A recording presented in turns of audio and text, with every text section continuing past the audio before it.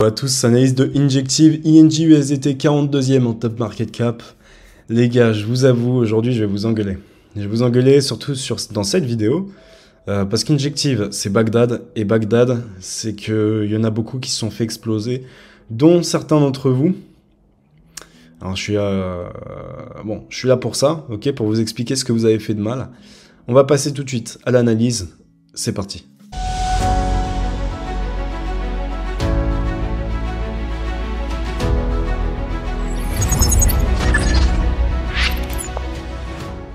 On se retrouve du coup sur la chart d'INJ. Alors, on va quand même faire un petit récap de ce qui s'est passé. Donc, on avait le bull run de 2021, on a fait un regular flat ici, on est venu le péter, on a fait les 4000%, et voilà. Grosso modo, c'est ça, hein, j'ai rien d'autre à dire. Regular flat, accumulation, on est sorti de la boîte, retest, et ensuite on est parti. Et on a validé ce regular assez rapidement. Donc ça, c'est une crypto qui a une cyclicité avancée par rapport aux autres. Dans la plupart des crypto-monnaies, on est encore là-dedans, dans la boîte d'accumulation, un petit peu au-dessus. Mais on n'est certainement pas là-dedans. D'accord? Donc, INJ, comparé à ses pairs, c'est pas la crypto dans laquelle faut placer tous ses sous, parce que c'est déjà fini, Injective. Je vous ai encadré quelque chose ici, qui va être très important pour vous. Wall Street Cheat Sheet. Pour ceux qui connaissent pas, c'est, tapez Wall Street Cheat Sheet, c'est les cycles. On vous explique un petit peu comment marchent les cycles et surtout les étapes psychologiques dans ces cycles.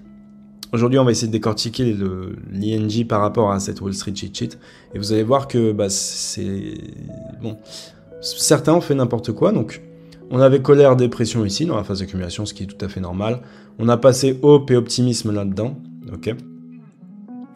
Derrière, on a fait le belief, thrill, et ça, c'est l'euphorie.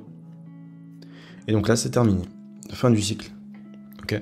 Si je vous prends le bottom, par exemple, si on doit même carrément mettre une cyclicité par rapport à ça, donc si je vous mets le bottom ici, comme le bottom effectué, donc là on va dire, ici on avait le bottom, ici on a le top, ok, du cycle, le bottom, alors attendez d'ailleurs, on va l'écarter un petit peu parce que il est mal fait,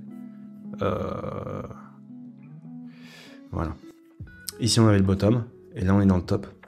Et donc là, vraiment, d'un point de vue cyclicité, on est déjà sur la fin. On est sur la fin d'un cycle pour Injective, et tout le monde a acheté là. Ça, c'est plutôt marrant. Hein. Tout le monde a acheté là. Vous allez voir que dans ce bull run 2024-2025, ceux qui regardent mes vidéos actuellement, sur les autres cryptos, vous êtes en avance. Parce que les autres, en fait, j'ai remarqué que les gens arrivent là. Et ça, que ce soit dans le bull run de 2018, le bull run de 2021, et le bull run de 2024, en fait, les choses se répètent, les gens n'apprennent pas de leurs erreurs, et je trouve ça dommage. Je trouve ça dommage. Vous avez acheté une crypto en plein milieu de, on va dire, la zone de débilité maximale, où là, tout le monde est en train de s'empiler pour avoir de l'injective, et qu'est-ce qu'il s'est passé? Derrière, on a distribué. On a distribué, et c'est ce qui s'est passé ici, ok? Thrill, euphorie, distribution. On est remonté, redistribution. Et voilà, et c'est fini. Donc là, ça peut être à peu près pareil, on va remonter. C'est pour ça que je vous ai mis des lignes. Ceux qui sont là-dedans, je vous ai mis des lignes pour vous débarrasser de vos cryptos, là, de vos injectives. Faites pas n'importe quoi, ok? Faites pas n'importe quoi. Débarrassez-vous-en. 35, 40 $, 42 $ maximum. Débarrassez-vous-en dans cette zone. Dans l'idéal, bon, peut-être qu'on peut faire encore un dernier plus haut, ok, pour obtenir ici un expanding. Mais ça reste rare, un expanding. Donc, la meilleure chose à faire ici, c'est de se débarrasser de cette merde et de se concentrer sur des crypto-monnaies qui sont encore dans leur phase accumulative, qui sont encore en bas, où il n'y a encore personne et où vous êtes tranquille pour ce bull run. Vous avez juste à buy et à attendre. Ou essayer de rentrer avec du futures, etc. et faire vos petits traders de Wall Street à essayer de long avec du levier, etc. Bon, chacun fait ce qu'il veut. Vous pouvez aussi, mais c'est mieux de faire ça ici qu'ici. D'accord? Ici, c'était déjà fini. Vous avez tous acheté quand c'était fini. Et ceux qui ont acheté là, hein, vous en faites pas, vous aussi. Hein. Vous avez pas vendu. Vous n'avez pas vendu et vous êtes revenu au prix initial. D'accord? Donc ici, quand on va remonter là, il y aura double effet. Sortie et prise de profit de ceux qui n'ont pas fait. Plus prise de profit de tous ceux-là qui ne l'ont pas fait. Donc ici, on va avoir une pression à la vente, donc c'est pour ça qu'on est plus susceptible d'obtenir encore un drop derrière plutôt qu'un nouveau plus haut et ensuite un drop. Donc faites attention quand vous investissez. Regardez ça, la Wall Street Cheat Sheet, imprimez-la, encadrez-la et mettez-la sur votre mur, mettez-la en fond d'écran. Je ne sais pas, mais c'est la base. Ne refaites pas les mêmes erreurs. C'est pas grave d'avoir fait une erreur, c'est normal, quand on est débutant, on fait toujours des erreurs. Mais maintenant, apprenez de vos erreurs et je vous donne le document qui va vous permettre d'apprendre de cette erreur-là précisément. D'accord? Donc pendant que vous étiez en train d'acheter là, il y en avait certains qui étaient un petit peu plus, on va dire, j'allais dire plus smart, mais c'est pas le terme, plus formés, qui étaient en train de short ces niveaux-là. Et derrière, bon bah voilà, ça n'a pas loupé. Ok, c'est tout pour Injective. Finalement, je sais que cette vidéo va faire des vues. C'est comme CKB.